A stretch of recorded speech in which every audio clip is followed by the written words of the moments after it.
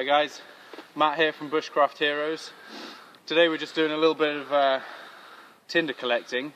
We've spotted some old man's beard growing on this tree. You can find this growing on the little parts of birch that have been a bit more exposed, and also on the dead upper branches. You can see it collecting here, and it's just out of arm's reach for me. But this stuff's great. Takes a spark really well. And a good tip is, once you've collected a nice amount, is put it inside a pocket that's close to your chest, and it's going to stay nice and warm. That way it will dry out and it will take a spark a lot better once you get it back to camp. Birds' nests are the most popular form of getting a fire going once your tinder is lit. We're just going to collect up some of this dry grass here. And it's a bit frozen, but I'm just going to knock the snow and stuff off. And again, as I mentioned earlier, we're going to put it inside a pocket close to the chest, and that should keep it, well, should dry it out a little quicker. We found some cattail here. We're going to collect it up. We watched a video on YouTube of a guy called Native Survival, and he takes this stuff and he puts it in his char tin, and he says it makes fantastic char material. So we're going to give that a go later on and see how it goes.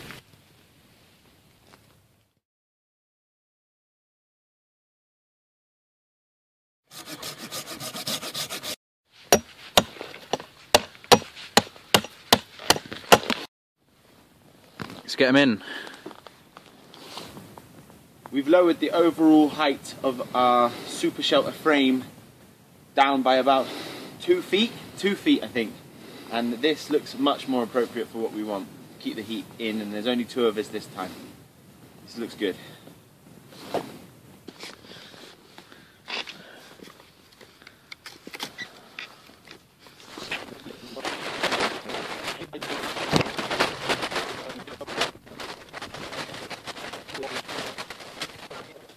Okay guys, we've got the base sheet on. We've done it a little bit differently this time.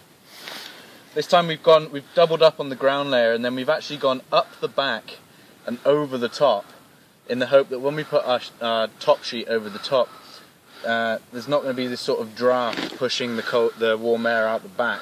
It's kind of, because it's looped over, we're hoping it's going to keep the heat in a little bit better. We came without mylar again, so, you know, hashtag roughing it. We'll see how we get on with this though once we get the top sheet on.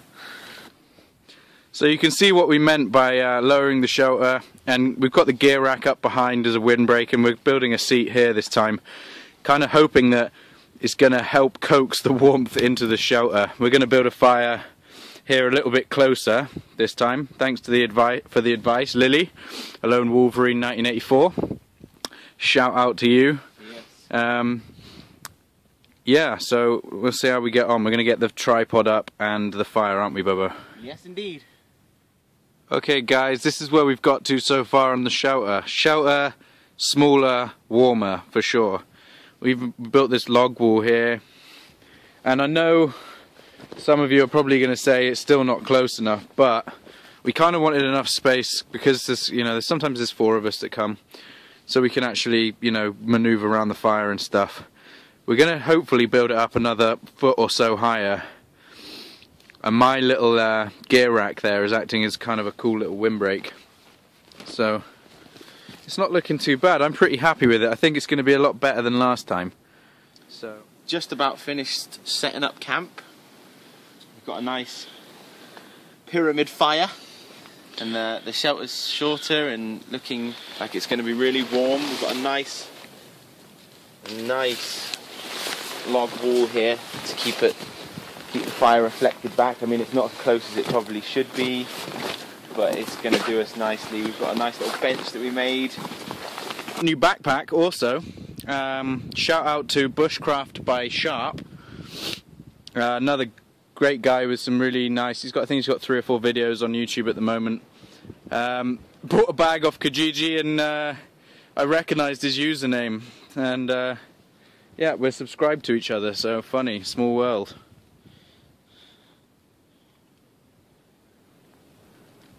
We're loving it. It's really nice to be outside.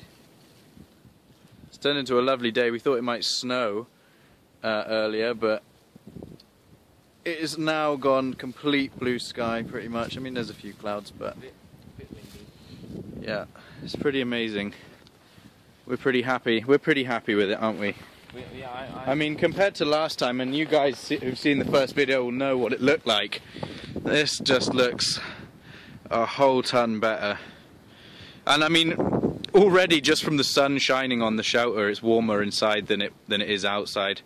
Next time we come, I will bring a thermometer so that we can give you an outside temperature and an inside temperature to gauge the exact difference of what's going on, because someone left a comment on our last video asking, well, they'd like to know that, and I would like to know that too. So Yeah.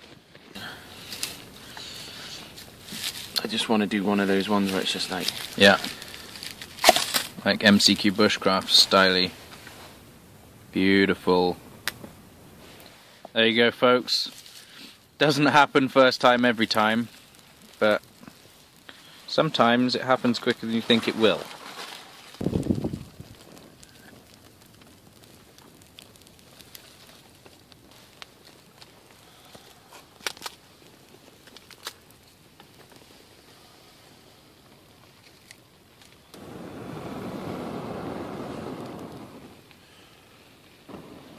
We got the start of the upside down fire going, and spoke about the upside down fire in one of the previous videos, but this is a proper upside down fire. I mean, it's got to be like 2 or 3 feet off the ground, maybe 2 feet off the ground. Makes it a lot easier to get the air underneath it, because you can blow underneath it and get all the oxygen to it really easy. So as soon as you've got flame, you're pretty much sweet. I mean, look at that, it's absolutely roaring. So we're hoping that this is going to last us at least a couple of hours without having to faff around with it too much, so we can sort of sort out our gear and process the rest of the firewood and stuff. Get some water boiling. fire for you, YouTube. So you can see the upside down fire, guys. It's been going for about an hour now, and it's pretty much managing itself. We got the first layer going, and yeah, we haven't touched it at all. I saw a video on YouTube of a guy who packed mud on top of each layer of logs to stop the embers and stuff falling down through, and it increases the burn time of the fire, so it doesn't, you know, just turn into a roaring blaze quite so quickly. And I think it went for about six hours or so, with no maintenance at all, which is pretty good. But like I said, this one's been going for about an hour now, and yeah, it's been great. We haven't had to touch it at all. So really good fires if you don't want to have to keep adding wood all the time.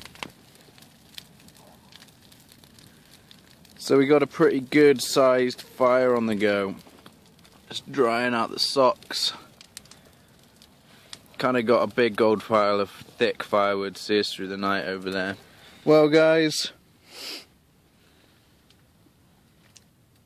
we are toasty warm this time. Like, it is absolutely just, I don't even have my sleeping bag done up. Yeah, arms out of the sleeping bag, just chilling. Yeah, it's good. It's really much better. The firewall reflector that, I mean, we bossed it, it's huge. It's got to be about 10 feet long, about 4 feet high. But it's amazing. Shelter's smaller. It's really warm. I can feel the heat on my face from the fire. So I would say that's a success. Alright guys, good night, and I'll see you tomorrow. Peace.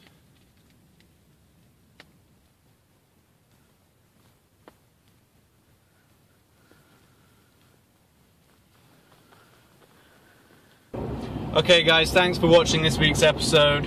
Please like, comment and subscribe, and we'll see you next time. Ciao!